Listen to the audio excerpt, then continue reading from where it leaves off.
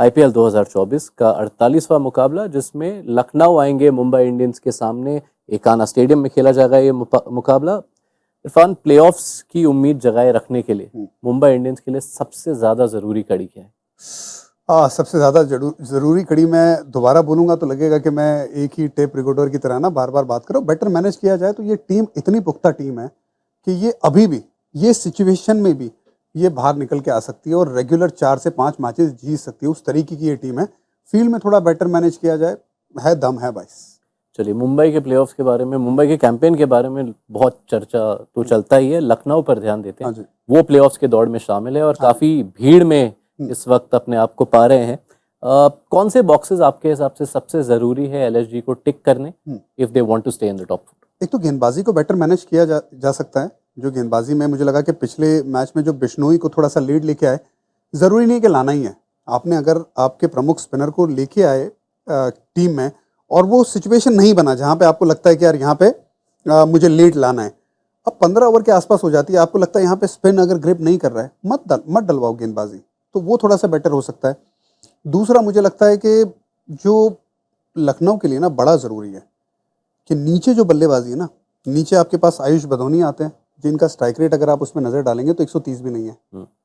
आपके पास कुणाल पंड्या आते हैं, तो वहाँ पे उनका भी स्ट्राइक रेट बहुत हाई नहीं है और वो ऐसे बल्लेबाज नहीं नज़र आते जहाँ से यॉर्कर से गेंद को मार देंगे, उतने पावरफुल नहीं है।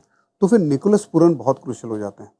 सो निकोलस पूरन अगर लास्ट के 5 ओवर में एक बल्लेबाजी करते हैं सिचुएशन के हिसाब से, खैर वैसा फिनिशर है जिसको सिचुएशनल यूज़ करना बड़ा ज़रूरी है, तो अगर वो 5 ओवर में रहते हैं, अगर इस तरह से उनको यूज़ किया जाए, जो मुश्किल होता है क्योंकि हर प्लेयर चाहता है ना थोड़ा ऊपर बैटिंग करना, पर ये सिचुएशन ऐसी है लखनऊ सुपर जायंट्स के लिए कि सामने कोई और है नहीं, तो आप निकोलस पूरन को इस तरह से इस्तेमाल करिए कि वो जो मुश्किल काम है वहाँ पे ज़्यादातर ये रहे। अनफॉर्चुनेटली पिछले मैच में जो आउट हो गए तो क्या हुआ, लास्ट के 3 ओवर में सिर्फ 23 रन ही आए, जबकि दोनों बल्लेबाज बधोनी और ये कुणाल ये नॉट आउट आए और ठीक ठाक मैच गेंदे खेल चुके थे जहाँ पे स्ट्राइक रेट ऊपर जाना चाहिए, तो वहाँ पे आया नहीं।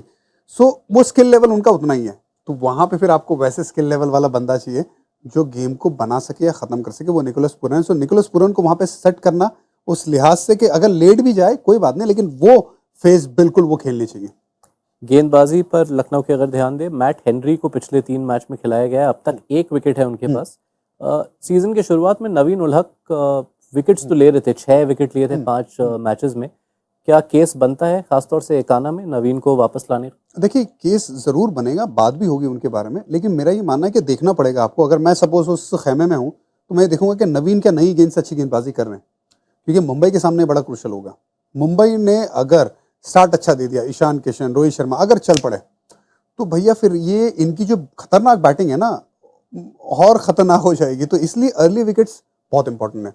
सो अगर मैट हेनरी मुझे लगता है कि नई बॉल पे मुझे 1 विकेट भी निकाल के दे देंगे तो मैं उन्हें बैक करूंगा, क्योंकि ज़्यादा रन तो नहीं दिए उन्होंने। हाँ, नवीन उल हक आपको ओल्ड फेज में गेंदबाजी करते हैं, आपको नई गेंद से भी दे सकते हैं, मिडिल ओवर में भी दे सकते हैं, आखिर में ज़्यादातर वो पुरानी गेंद से बहुत अच्छी गेंदबाजी करते हैं, यॉर्कर बहुत अच्छा डालते हैं। मैं शायद एक मैच के लिए ना मैट हेनरी के लिए और जाऊँगा, प्योरली इसलिए क्योंकि मुझे मुंबई के सामने जल्दी विकेट निकालना बड़ा ज़रूरी है। एक और quick fire pace bowling selection सुनने में आ रहा है कि मयंक यादव फिट है।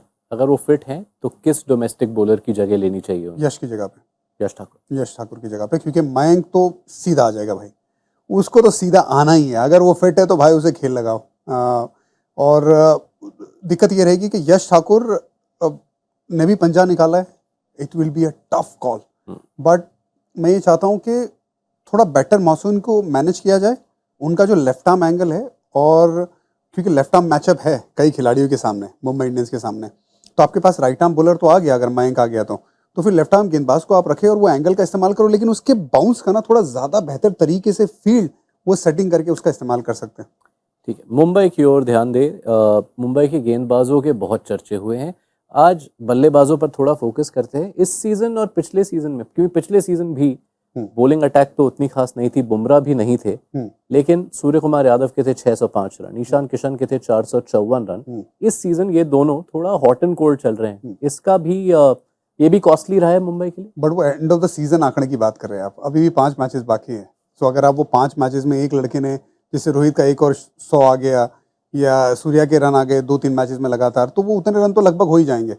तो हम यहाँ पे बात कर रहे हैं कि ये सभी तक फर्क पड़ा है रिजल्ट में, इनकंसिस्टेंसी का फर्क पड़ा है। मुझे लगा सूर्य कुमार यादव थोड़ा बेहतर बल्लेबाजी कर सकते थे क्योंकि उन पे जिम्मेदारी बहुत है और उनका रोल बहुत बड़ा है इस टीम में, क्योंकि वो फास्ट बॉलिंग स्पिन दोनों को बहुत अच्छा खेलता है। ये एक फैक्टर जरूर है, लेकिन ये सारा यही फैक्टर है, ये वो बात नहीं, क्योंकि अभी सीजन के बाद हम वो आंकड़ों की बात करेंगे। आप अपने होम सॉइल के पक्के हैं, आपने ऑलरेडी कहा है कि मुंबई को आप बैक करते रहेंगे, तो मैं प्रेडिक्शन ना मांगू आपसे?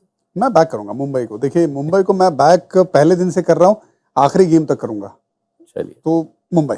Ever the optimist Irfan Pathan. आपने सुन ली इरफान पठान की राय। आप हमें बताएं आपको क्या लगता है लखनऊ मुंबई के इस मुकाबले में क्या होगा, बताइए कमेंट सेक्शन में, और जुड़े रहिए हमारे साथ टाइम आउट हिंदी पर।